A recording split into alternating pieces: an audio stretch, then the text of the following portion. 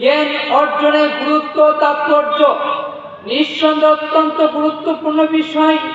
কেননা আল্লাহ তাআলা তিনি আমাদেরকে সৃষ্টি করেছেন একমাত্র তার ইবাদত করার জন্য।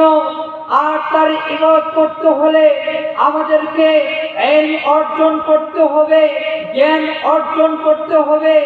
আর এই ইলম অর্জনের মাধ্যমে, জ্ঞান অর্জনের মাধ্যমে আমি আল্লাহর বান্দা, আপনি আল্লাহর বান্দা, পৃথিবীর যত মানুষ রয়েছে, যত মুসলিম নর নারী রয়েছে, এই জ্ঞান অর্জনের মাধ্যমে তারা আল্লাহর ইবাদত করতে পারবে।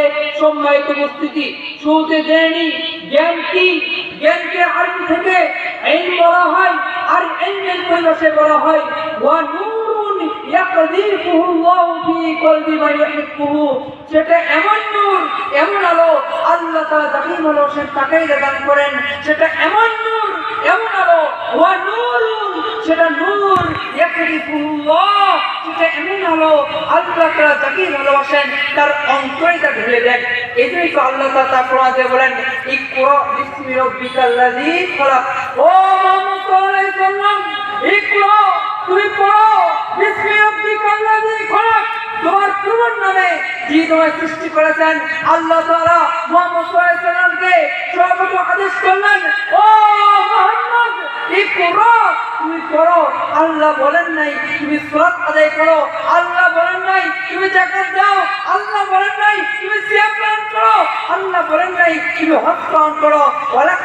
কিন্তু আল্লাহ বলেন ইকরা, তুমি আগে পড়ো। কেননা তুমি যদি আজকে না পড়তে বসো, আজকে তুমি যদি জ্ঞান না অর্জন করো, ইলম না অর্জন করো, তাহলে তুমি জানতে পারবে না আমি কিভাবে সালাত আদায় করবো। তুমি যদি আজকে যদি না ইলম অর্জন করো, না জ্ঞান অর্জন করো, তাহলে তুমি আল্লাহর বান্দা জানতে পারবে না রমজানের 30টা রোজা আমি আল্লাহর বান্দা কিভাবে সিয়াম পালন করবো। তুমি যদি না পড়তে বসো, না দিনের চর্চা করো, তাহলে তুমি আল্লাহর বান্দা জানতে পারবে না যে আমি আল্লাহর বান্দা কিভাবে এই হজ পালন করবো, কিভাবে আমি যাকাত বন্টন করবো। এই জন্যই তো এই জ্ঞান অর্জনের গুরুত্ব তাৎপর্য অনেক বেশি।